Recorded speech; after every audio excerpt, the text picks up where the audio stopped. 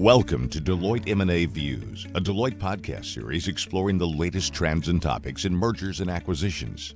Today, the topic is the U.S.-UK M&A corridor, the most active merger and acquisition arena in the world today, the possible repercussions of the British vote to exit the European Union, and more. Today, we're joined by Andy Wilson, a partner with Deloitte & Touche LLP, who leads Deloitte's U.S. M&A seller services practice, and Cathal Dowds, Vice Chairman of Deloitte UK, Chairman of the Advisory Corporate Finance Business, and UK Head of the U.S.-UK M&A Corridor. Andy and Cathal, thanks for taking some time to talk with us today about the U.S.-UK deal corridor. Why don't we start at the beginning? Cathal, what is it that's driving all this deal activity between the U.S. and UK? Thanks, Greg. As you say, the appetite for US-UK deals have persisted despite a global slowdown in the M&A activity in the last 6 months. I guess there's two key fundamental drivers for this continued activity. Firstly, there's an increased comfort level between the US and the UK. The US-UK enjoy a high and improving comfort level in terms of not only business but investment. What tends to work well in the US works well in the UK and vice versa. The deal corridor is also no longer the domain of the very large corporates, and private equity firms, both large or small, are comfortable at transacting across the corridor. US businesses that are comfortable about duplicating their successful business model in the US to the UK. And UK players see the US as both a growing and secure market when compared to, say, both Europe and emerging levels. So as well as that increasing comfort level, the second big driver is, frankly, investors on both sides of the Atlantic have large levels of capital to deploy. Corporates have record levels of cash on their balance sheets. Private equity have raised record level of funds over the past few years to deploy. So this combined funding power, if you like, together with the lower levels of debt finance, fuels the appetite to do deals across this corridor. Thank you, Cathal. Now, for this next question, Andy, let me ask you, is there one big thing, one sector that is driving the most deal activity between the United States and the United Kingdom?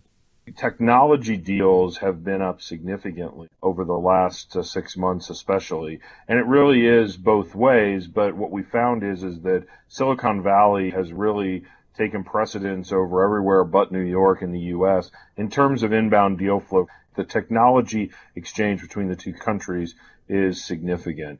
You know, we look at this on a regular basis in our U.S.-UK M&A deal monitor. The most recent issue just came out. It talked a lot about the same themes that Cathal was talking about earlier. While they were down in a little bit in 2015, 2016, it's still one of the most important deal corridors in the country, and we provide a significant amount of analysis. And the elephant in the room, the Brexit vote, the vote by the UK to leave the European Union, and its impact on M&A and this corridor specifically. Andy, let's start with you and how it might be affecting deal discussions.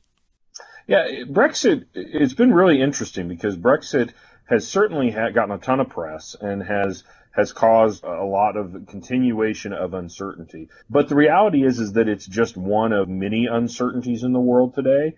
I feel very strongly that the players in the M&A space have begun to more and more used to significant uncertainty in how we're structuring and working around that.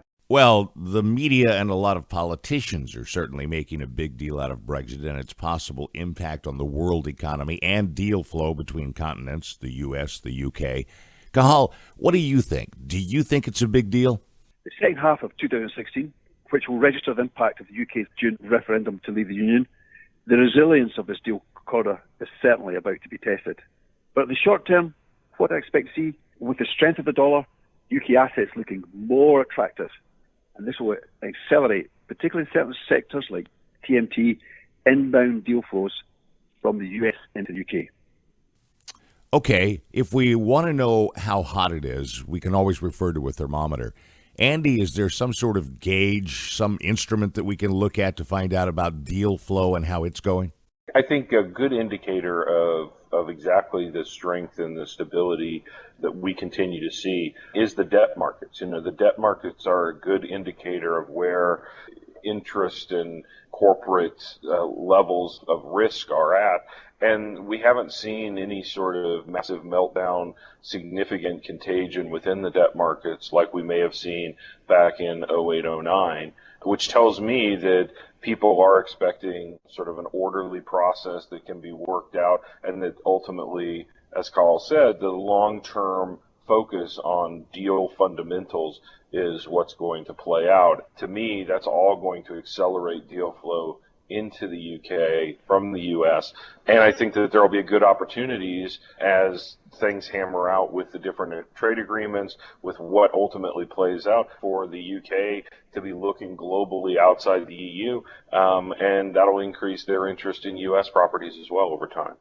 Cahal, we know there's a big difference in the way central banks in the USA, Europe, and the UK are dealing with interest rates. Continued easing in Europe and the UK, with the U.S. leaning the other way. Will this affect deal flow, and how?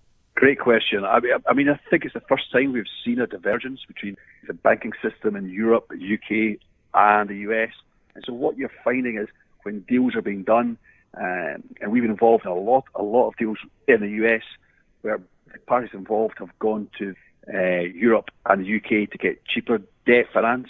And so what you're finding in deals is the source of funding is changing, because we have a policy in the US where it looks like the interest rates are going to go up, and we've got a policy very definitely in terms of the UK and Europe, the interest rates are going to go down. And so that's going to affect itself around the debt markets and where the funding comes from.